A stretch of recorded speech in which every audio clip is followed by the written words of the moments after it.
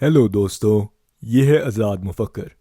ابراہیم تینوں توحید پسند مذاہب یعنی ایک خدا کو ماننے والے مذاہب کا باپ سمجھا جاتا ہے۔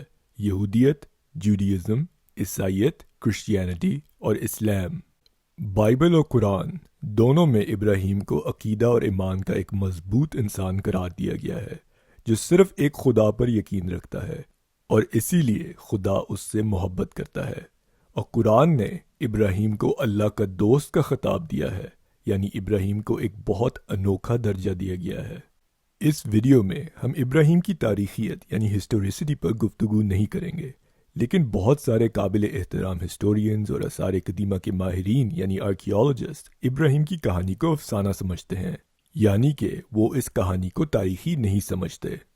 ماہرین آثار قدیمہ یعنی آرکیالوجسٹ اسرائیل فنکلسٹین اور نیل اشر سلبرمن نے اپنی کتاب بائبل کا پتہ لگانا، قدیم اسرائیل اور اس کی مقدس کتابوں کی ابتدا سے متعلق آثار قدیمہ کا نیا علم میں کہا گیا ہے کہ ابراہیم، اسحاق، یعقوب وغیرہ کے لیے تاریخی شواہد تلاش کرنے کی تمام کوششیں نہ صرف ناکام ہوئیں بلکہ تحقیق سے پتہ چلتا ہے کہ یہ کہانیاں افسانوی اور خیالی داستانیں ہیں۔ بہرحال بائبل اور قرآن کے مطابق ابراہیم اسحاق کے ابو تھے۔ اسحاق ہیبرو لوگوں کا باپ سمجھا جاتا ہے، اور ابراہیم اسماعیل کے ابو بھی تھے جو اسلامی روایات کے مطابق عرب لوگوں کا باپ سمجھا جاتا ہے۔ اور ابراہیم لوط کے ماموں بھی ہیں، جن کی کہانی ہم نے پچھلی ویڈیو قرآن اور بائبل میں ہم جنسی یعنی ہوموسیکشوالٹی میں گفتگو کی تھی۔ تورات کے مطابق ابراہیم اصل میں جنوبی یعنی صدرن میسوپوٹیمیا یعنی عراق کے ار شہر میں پیدا ہوا، اور وہ اپنے گھر والوں کے ساتھ حیران شہر میں آباد ہوا، جہاں خدا نے اسے اپنے والد کا گھر چھوڑ کر کنعان کی سرزمین جانے کا حکم دیا۔ اور پھر خدا نے ابراہیم اور اس کی آئندہ نسل اور خاندان پر برکت کا وعدہ کیا۔ Abraham, leave your home and go to the land I will give to you and your offspring. I will bless you. I will make you a father of many nations, with descendants as numerous as the stars. لیکن ابراہیم بوڑھا ہو گیا اور اس کا کوئی بچہ نہیں ہوا، اور اس کی بیوی سارا بھی بوڑھی ہو گئی، اور وہ خود کو بانجھ سمجھتی تھی یعنی انفرٹائل یا بیرن۔ لیکن آخر کار خدا نے انہیں خوشخبری دی کہ ان کا بیٹا ہوگا، اور اس کے کچھ دیر کے بعد ان کا ایک بیٹا پیدا ہوا۔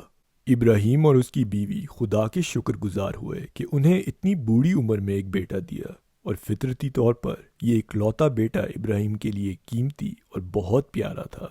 مگر ایک دن ابراہیم نے ایک خواب دیکھا جس میں اللہ نے اسے اپنے بیٹے کی قربانی کا حکم دیا کہ ابراہیم اپنے بیٹے کی بلی چڑھائے۔ اللہ یہ دیکھنا چاہتا تھا کہ ابراہیم اس سے کتنا پیار کرتا ہے۔ ابراہیم نے خدا کا فرما بردار بندہ ہونے کی حیثیت سے اللہ کی بات مان لی۔ ابراہیم اپنے بچے، اپنے اکلوتے جائز بیٹے کو سیر پر لے گیا۔ قرآن کے مطابق اس نے اپنے بیٹے کو اپنے خواب کے بارے میں بتایا، اور اس کے بیٹے نے قربانی دینا یا بلی پر چڑھنا قبول کیا۔ ابراہیم اپنے بیٹے کو بہت دور لے گیا تاکہ وہ لوگوں کی نظروں سے بہت دور ہو، جہاں وہ اپنے بیٹے کو قربانی کی طور پر اللہ کو پیش کر سکے۔ پھر ابراہیم نے اپنے بیٹے کو باندھ دیا، اسے پتھروں اور لکڑیوں پر رکھ دیا اور اسے مارنے کے لیے تیار ہو گیا۔ لیکن جب وہ آگے بڑھنے ہی والا تھا اور اپنے بیٹے کو چاقو سے مارنے لگا تھا تو ایک جانور سامنے آ گیا۔ یہ نشانی تھی کہ ابراہیم نے اللہ کا امتحان یعنی ایگزام پاس کر لیا، اور اسے اب اپنے بیٹے کو مارنے کی ضرورت نہیں ہے۔ اس طرح اللہ خوش ہوا، ابراہیم خوش ہوا، مگر بیچاری سارا، وہ یقینی طور پر ناراض تھی، لیکن ظاہر ہے اس کے جذبات اس کہانی کا اہم حصہ تھوڑی ہے۔ سارا کون ہوتی ہے جو اللہ ابراہیم کے پیار اور یاری میں ٹانگ لڑائے، اور بے شک اللہ کو خوش کرنا سب سے اہم ہے۔ موگمبو خوش ہوا۔ دراصل میں نے کہانی کے کچھ حصے نہیں بتائے۔ سارا کے بیٹے سے پہلے ابراہیم کا ایک اور بیٹا تھا، اس کا نام اسماعیل تھا، جو ایک لونڈی سے تھا جس کا نام ہاجر تھا۔ اسلامی روایات کے مطابق اسماعیل تھا جسے قربانی کے لیے پیش کیا گیا، اور بائبل کے مطابق اسحاق تھا جسے قربانی کے لیے پیش کیا گیا۔ ممکن ہے کہ یہ قرآن اور بائبل میں اختلاف اس لیے پیدا ہوا کیونکہ عرب یہودیوں کے افسانوی یا خیالی باپ کے بجائے اپنے افسانوی باپ کو قربانی کا تحفہ بنانا چاہتے تھے۔ خیر، دونوں بائبل اور اسلامی روایات اس بات پر متفق ہیں یعنی ایگریمنٹ میں ہیں کہ بیچاری ہاجر اور اس کے بیٹے کو اسحاق کی پیدائش کے بعد ابراہیم نے چھوڑ دیا اور اسے جانے کو کہا بغیر کسی حق مہر، ایلیمونی اور چائلڈ سپورٹ کے۔ یہ کہانی یہودیوں، عیسائیوں اور مسلمانوں کے لیے اہم ہے، اور یہودیوں کے لیے یہ خدا کے وعدے کی نشاندہی کرتی ہے۔ یہودی یہ سمجھتے ہیں کہ اس کہانی سے یہ ظاہر ہوتا ہے کہ وہ خدا کی پسندیدہ یعنی فیورٹ قوم ہے، اور یہودیوں کی بعد کی تاریخ میں اس کہانی کو یہودی جد و جہد یعنی اسٹرگل اور قربانی کی علامت کے لیے استعمال کیا گیا جو وہ اپنے ایمان اور مذہب کو برقرار رکھنے کے لیے کر رہے تھے۔ لیکن یہ پوری کہانی کی بنیاد رسمی قربانی ہے جو خود پرانے زمانے کے خیال سے آئی ہے کہ خون قیمتی اور مقدس یعنی ہولی اور دھارمک چیز ہے۔ قدیم مذاہب میں خون کو غیبی طاقت یعنی سپر نیچرل پاور سمجھا جاتا تھا، اور ابراہیمی مذاہب میں یہ پرانا خیال و نظریہ قائم ہے۔ تورات کے مطابق گناہوں کی معافی کے لیے اللہ کے آگے جانوروں کی قربانی دینا ضروری ہے۔ یہ قربانیاں خدا کو پیش کی جاتی تھیں۔ یہ قربانیاں اللہ کی رضا اور خوشی کے لیے تھیں۔ آئیے ہم یہودی کتاب تورات کو دیکھتے ہیں۔ پھر تو ایک مینڈے کو لینا اور ہارون اور اس کے بیٹے اپنے ہاتھ اس مینڈے کے سر پر رکھیں، اور تو اس مینڈے کو ذبح یعنی قتل کرنا اور اس کا خون لے کر قربان گاہ پر چاروں طرف چھڑکانا، اور تو مینڈے کو ٹکڑے ٹکڑے کاٹنا اور اس کی انتڑیوں اور پایوں کو دھو کر اس کے ٹکڑوں کو اور اس کے سر کو ملا دینا۔ پھر اس پورے مینڈے کو قربان گاہ پر جلانا۔ یہ خداوند کے لیے سوختنی قربانی ہے۔ یہ راحت انگیز خوشبو یعنی خداوند کے لیے آتشین قربانی ہے۔ اگر اس کا چڑھاوا گائے بیل کی سوختنی قربانی ہو تو وہ بے عیب نر کو لا کر اسے خیمہ اجتماع کے دروازہ پر چڑھائے تاکہ وہ خود خداوند کے حضور مقبول ٹھہرے۔ تب وہ اس سوختنی قربانی کے جانور کی کھال کھینچیں اور اس کی عضو کو کاٹ کر جدا جدا کریں۔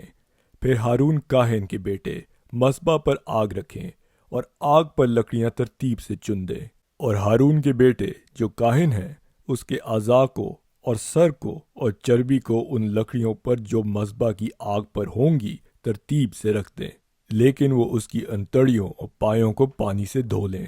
تب کاہن سب کو مذبح پر جلائیں کہ وہ سوختنی قربانی یعنی خداوند کے لیے راحت انگیز خوشبو کی آتشین قربانی ہو۔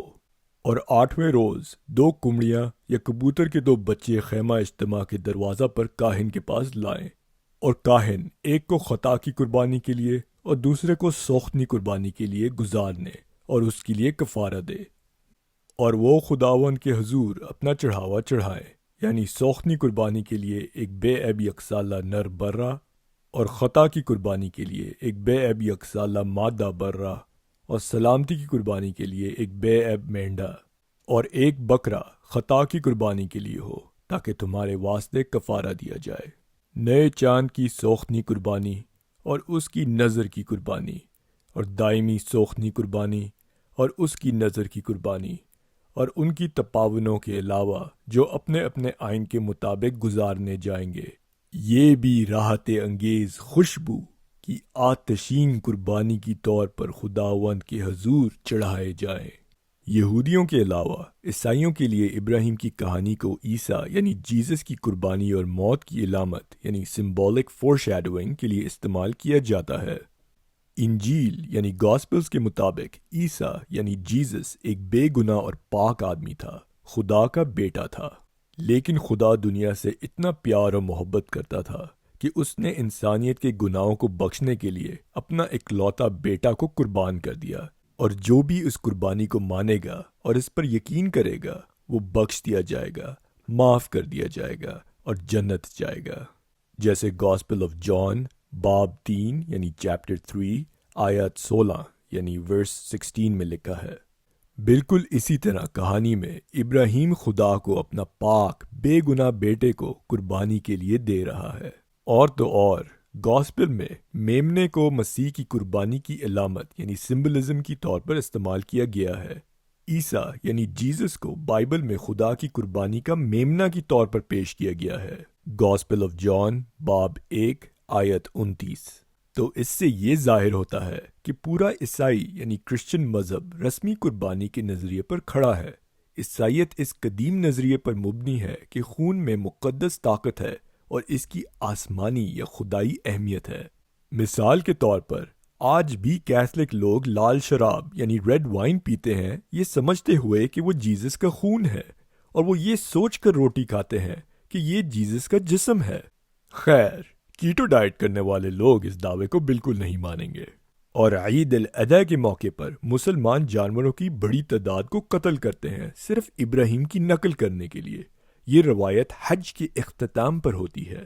آئیے ان تمام ابراہیمی مذہبی تصورات کی جڑ کو دیکھنے کے لیے ہم واپس جاتے ہیں۔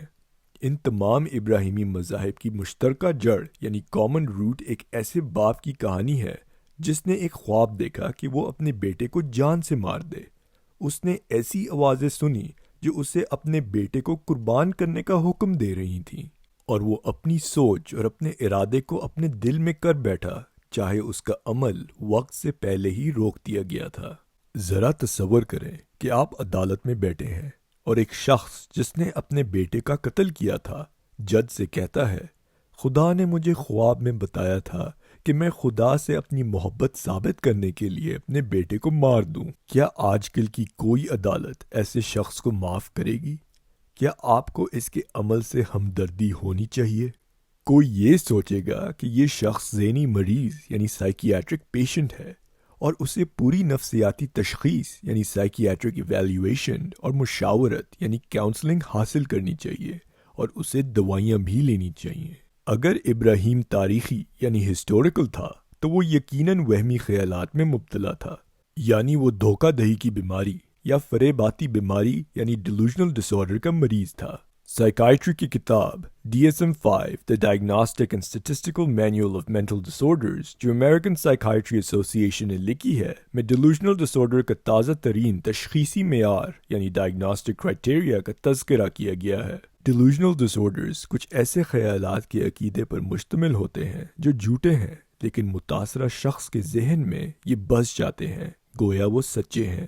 مزید یہ کہ متاثرہ شخص ان نظریات پر مکمل پختہ یقین رکھتا ہے۔ یہ سمجھنا ضروری ہے کہ یہ اسکیزوفرینیا کی ایک قسم نہیں ہے، یہ بالکل مختلف بیماری ہے۔ وہم کی بیماری کا متاثرہ شخص کم از کم 1 ماہ تک یعنی 1 مہینے تک ان خیالات کی لپیٹ میں ہوتا ہے، اکثر پوری عمر تک۔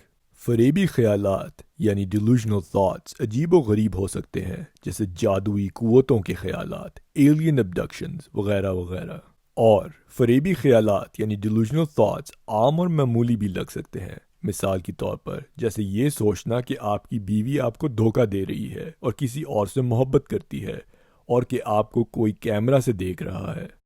اگر کسی نے خواب دیکھا یا محسوس کیا کہ خدا نے انہیں اپنے بچے کو مارنے کا حکم دیا ہے یا کہ وہ خدا کا دوست ہے، یہ عجیب و غریب خود اہمیت پسند فریب خیال یعنی bizarre delusion of self importance کی قسم ہے، یعنی کہ bizarre grandiose delusions۔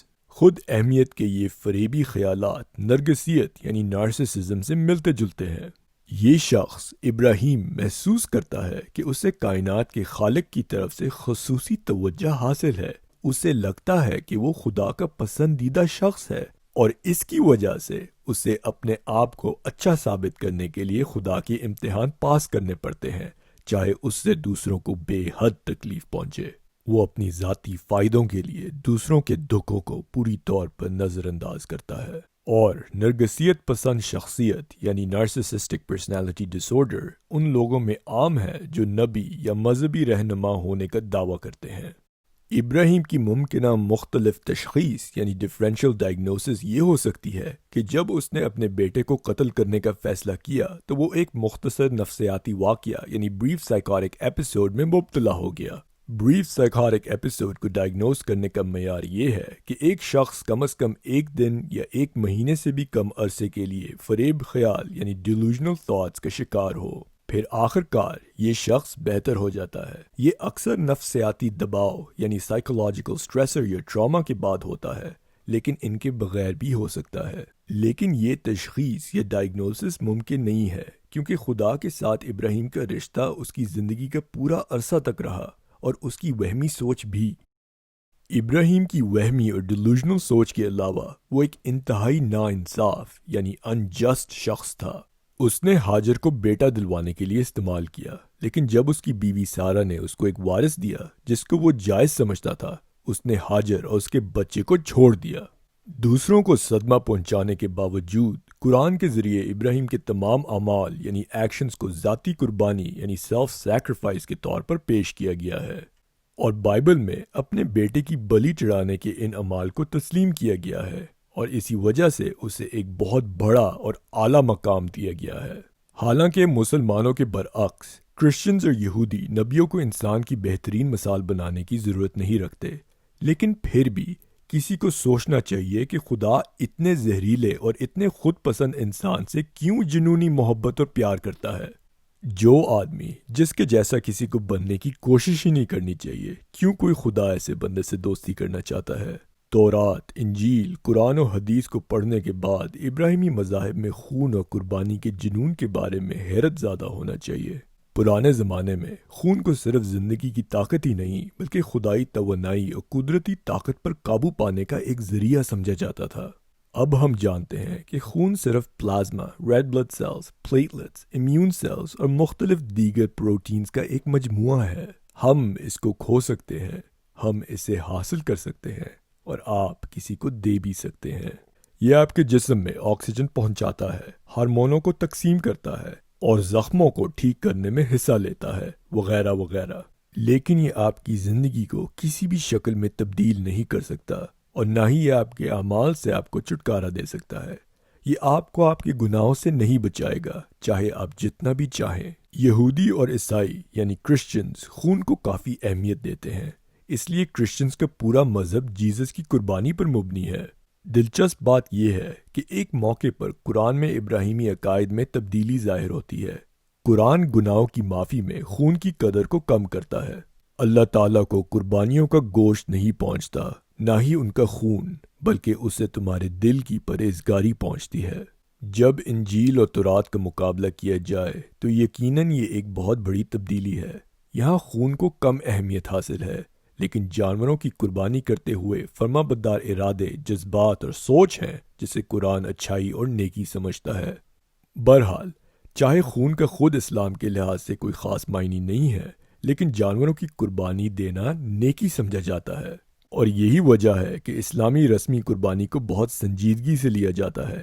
عید الاضحیٰ کے دوران جانوروں کے ذبح ہوتے ہوئے بھیانک تصویریں دیکھ سکتے ہیں، اور کرسچنز کا ماننا کہ جیزس نے آپ کے گناہوں کے لیے اپنی جان قربان کر دی، یہ پرانے لوگوں کے غلط خیالات پر مبنی ہے، اور یہ ماننا کہ خدا گناہوں کی معافی کے لیے قربانی چاہتا ہے حیران کرنے والی بات ہے۔